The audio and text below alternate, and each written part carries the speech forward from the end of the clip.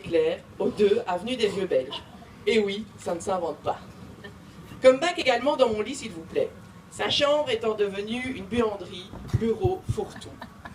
Un soir, moi, petite vingtaine, en bonne fêtarde désormais repentie, allant de soirée en soirée, me voilà foulant l'entrée de ce fameux bar éphémère de l'avenue de la Toison d'Or. Au bar, voilà que je le vois, tout seul, limite tristounet. La discussion est vite engagée. Moi, ma foi, fort sympathique ce gars-là. Heureusement que j'étais sur une autre date. Bref, la soirée se passe pour se terminer aux petites heures, comme fréquemment à cette époque. Il fait clair. Je gare ma voiture, toujours au 2 avenue des Vieux Belges. Là, j'arrive dans ma chambre. Flo, toujours dans mon lit, que j'essaye de sortir péniblement de son sommeil pour lui annoncer « Flo, j'ai trouvé le mec idéal pour toi. » Le décor est planté. Manquait plus que la première rencontre. Celle-ci se fit rapidement, grâce à Kev, acolyte de toujours de Nico, et Fanoche, toujours au poste lorsque les amis sont en quête de cœur. En autre parfait, un dîner fut organisé. C'est alors que Nico aperçut Flo, sa première réaction. Waouh, canon la meuf. Quant à Flo de pensée, Pas mal, un peu plus âgé, mais c'est pas plus mal. vint alors le premier échange de paroles. Coucou poupée, t'habites toujours chez tes parents? Mais comment tu sais? Mais je ne vais pas y rester très longtemps car j'ai acheté une petite maison villageoise à Lannes et je compte y emménager une fois que l'acte sera signé.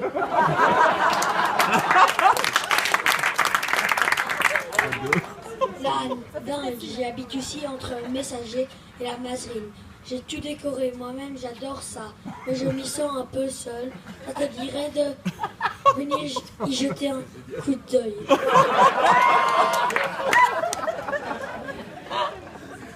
Il n'en fallait pas plus pour plaire à Flo. Un beau mec, sympa, qui adore la déco et qui a en plus sa maison.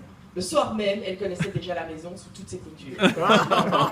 Flo prend vite ses marques, grâce à Nico et son sens développé de l'accueil. Mais restait encore une inconnue. Cette fameuse petite maison, acquise récemment par Flo et qu'elle décora de main de maître.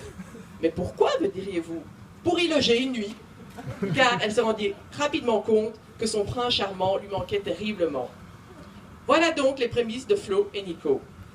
Flo et Nico n'aiment pas perdre de temps. Voilà pourquoi, 1 an et demi plus tard, Me voilà, et sans me vanter, j'étais le plus beau du quartier. J'étais un bébé ultra facile, et vous en conviendrez, je n'ai pas changé. Un papa, un maman, hyper obéissant, calme mais pas du tout turbulent. Bon, visiblement, je ne leur suffisais pas, donc 2 ans et 5 mois plus tard. C'est à mon tour de pointer le bout de mon nez. J'ai hérité de pas mal de traits de ma maman. Une vraie bablite et une passion sans fin pour la mode et les vêtements et le sens des achats qui va avec.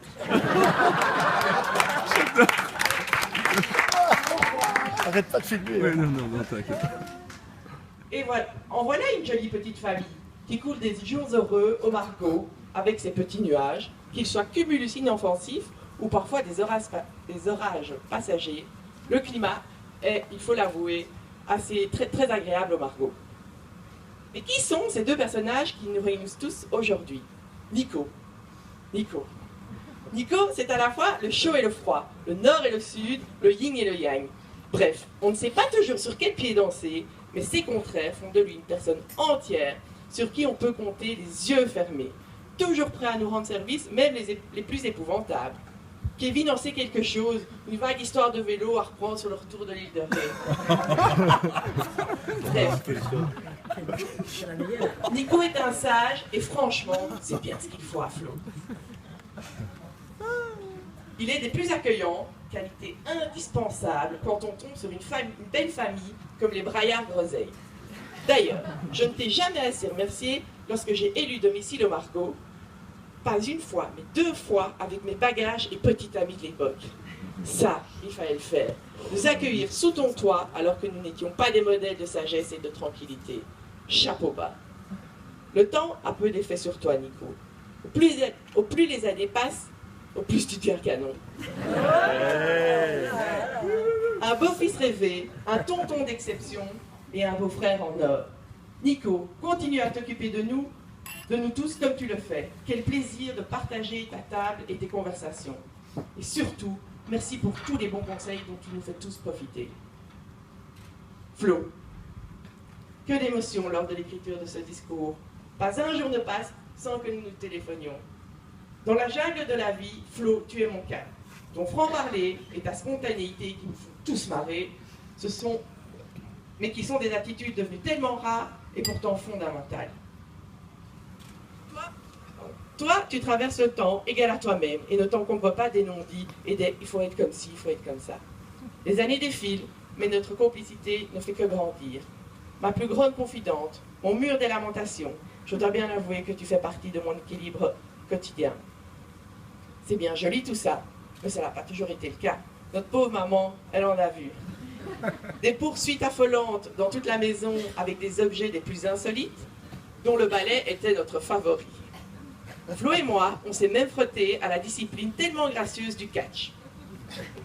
Mais tout cela ne durait jamais longtemps. Quelques heures tout au plus, et nous revoilà les meilleurs amis du monde. Rancunière ne faisait pas partie de notre vocabulaire.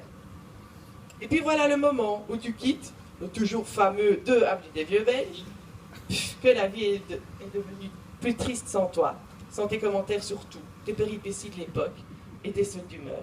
C'était calme, très calme, trop calme. Flo, tu es alors devenue indépendante, parfaite dans ton rôle de prédilection de femme d'intérieur. Je connais peu de femmes qui s'occupent aussi bien de leur foyer. Continuant ce rôle à la perfection, voilà que tu endosses celui de maman. Une maman originale, qui aime plus que tout Jack et Joséphine, mais qui a parfois un peu de mal à leur montrer. Une maman disponible, bref, une maman d'enfer. Nico, je te confie le plus beau des cadeaux et des joyaux. Une épouse aimante, une fille extraordinaire, une maman extra. C'est toujours là que je craque. Des amis en or, mais surtout, je te confie ma sœur, ma grande sœur adorée, que j'aime le plus que tout au monde. Flo et Nico, voilà, tout simplement, je vous souhaite tout le bonheur du monde et Dieu sait si vous le méritez.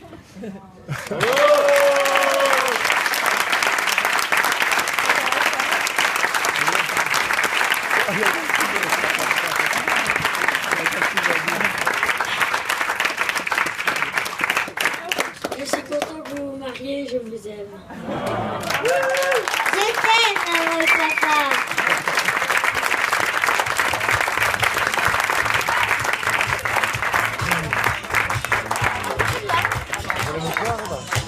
« 8 minutes 24. » C'est long, hein.